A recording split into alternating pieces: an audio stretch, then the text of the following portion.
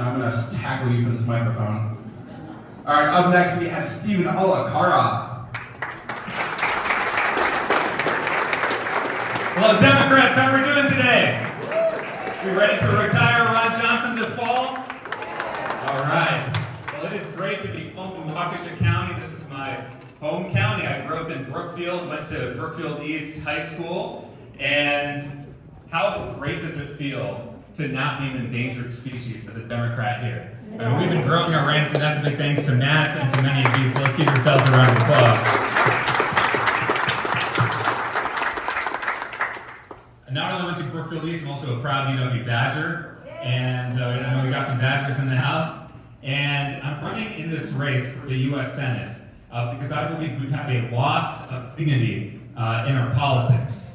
When you look at so many issues, from the gun violence we're seeing in our schools, when you think about how we're passing on potentially an unlivable planet to the next generation because of climate change, when you look at the spread of substance abuse and mental health challenges in our state, and Congress is not on our side and we're just working for the special interests, you realize that dignity is not at the center of our politics. And of course, one of the worst offenders of that is Ron Johnson. Now, it's my belief that the most important thing we can do to defeat Ron Johnson and save our democracy at this crucial inflection point is to rebuild what I call the Ed Garvey, Fighting Bob LaFollette, Barbara Ladin lane of politics in Wisconsin. And some of you may remember our former Lieutenant Governor Barbara Ladin, who has endorsed our campaign for the U.S. Senate. This is a pro-democracy, pro-worker style of politics. Now, my conviction in this style of politics comes from an unlikely and unconventional background. I'm the son of Indian immigrants, and when my parents immigrated to this country, they said, they didn't have access to political power, but they did have a vision. They said, my son will be a future U.S. Senator. They did not say that, no.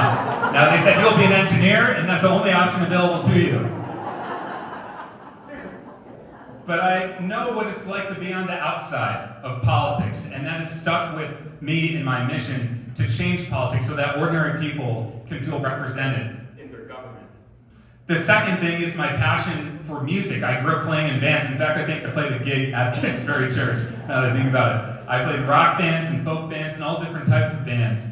And what I learned through that is the power of building diverse coalitions and bringing people together to recognize their common humanity and their dignity to create positive change. And the final thing is what I've done over the last 10 years, which is serving as the founder and CEO of a national political reform organization called the Millennial Action Project. This group grew to be the largest organization of young elected officials in this country, 2,000 elected officials in Congress and state legislatures. And we worked on legislation. And when you're hearing from the Senate candidates, I want you to hear for legislative accomplishments. Who's actually gotten things done through the legislative process? Through our group, we introduced over 200 bills through Congress. 35 of those were passed and signed into law, all with bipartisan support. This is on issues ranging from clean energy to veterans employment and gun violence prevention. Now, when I announced our campaign, I announced it with one top priority. I believe this is the issue. When you think about, for example, all of this gun violence and how we've seen inaction from Congress, it's the issue at play when Ron Johnson takes $1.2 million from the NRA. It's a fundamental issue that when you're seeing the spread of substance abuse and opioids, how Big Pharma has literally sponsored members of Congress. And here's that priority. And I've committed this will be my first piece of legislation, and I want you to make some noise if you agree with me on this, and that is getting big money out of politics and restoring integrity to our election system.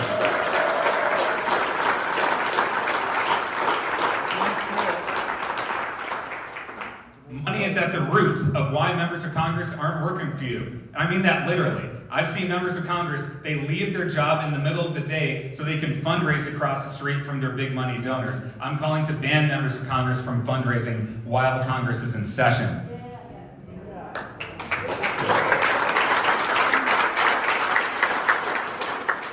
It's the direct funding of lobbyists to members of Congress. I'm going to propose ending the practice of lobbyists from funding members of Congress, so we know for sure that they're working for us and not the big special interests. That's part of our agenda to clean up politics. Now, I know when you hear this, there's a lot of cynicism out there, right? You're so used to politics failing us. And it's natural to say that, this new kind of politics that calls on the better angels of our nature, as President Lincoln said, instead of feeding our darkest human impulses, it sounds idealistic, right? Here's my response to that. This is the most practical way to make change. My organization has been building this for 10 years. I mentioned gun violence prevention. Out of those 35 bills we passed through Congress, the one I'm proudest of is the one that we passed after the horrific Parkland shooting, when we convened those amazing and heroic Parkland students with our members of Congress, brought people together across party lines and said something very simple, that the 2 decades-long ban on the Centers for Disease Control from studying gun violence as a public health issue is wrong, and we want to lift that ban. We brought Democrats, Republicans together to sponsor that legislation. It passed through both houses, both chambers of Congress, and was signed into law. This was the first gun violence prevention legislation to pass through Congress in 2 decades.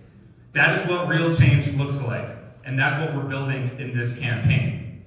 I believe this is the strategy to defeat Ron Johnson too, because we know to win this year, we are not only going to fire up the Democratic base, it's also about attracting what I call the exhausted majority.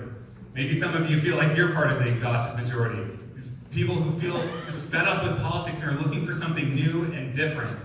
That's what we're offering in this campaign. So if you feel the same way that I do, that we can build a new kind of politics and restore integrity for our democracy and pass on a better country to our children and grandchildren, I'm asking you to get involved in our campaign. I ask for your vote, not only tonight in the straw poll, but also on August 9th. And if we do that together, if we build a real grassroots movement, I believe we will do something not only powerful and that will defeat Ron Johnson, we will make history this year in Wisconsin. Thank you all very much.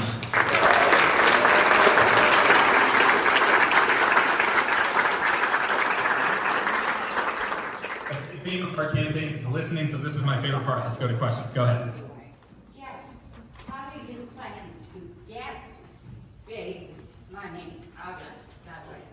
Yes. So one of my favorite, great question, one of my favorite quotes from Einstein is that vision without hallucination, vision without execution is hallucination. And so every bill that I've proposed is something that I've actually already worked on. And so my campaign finance reform proposal is something that my organization passed in one of our state chapters in Connecticut. And it got bipartisan support. It's called the Citizen Election Program, and it's something that I want to scale up to Congress. Now, one reason why I know that we're going to be able to get enough votes for this is because it's a question of courage, and it's also a question of what members of Congress want to be spending their time on. No one likes selling their soul to their donors most of the day. Maybe there are some people who like that kind of punishment, but most people do not. And so we've even talked to not only Democrats, of course we know the whole Democratic caucus agrees with us on this, but there are even, we worked with 10 Republicans who also want to join on this agenda. So I think we need to convene members of Congress, but it's also about using my platform as a U.S. Senator to build public support for it, and that's where that exhausted majority we're talking about becomes really important. So thank you so much. Yes, go ahead.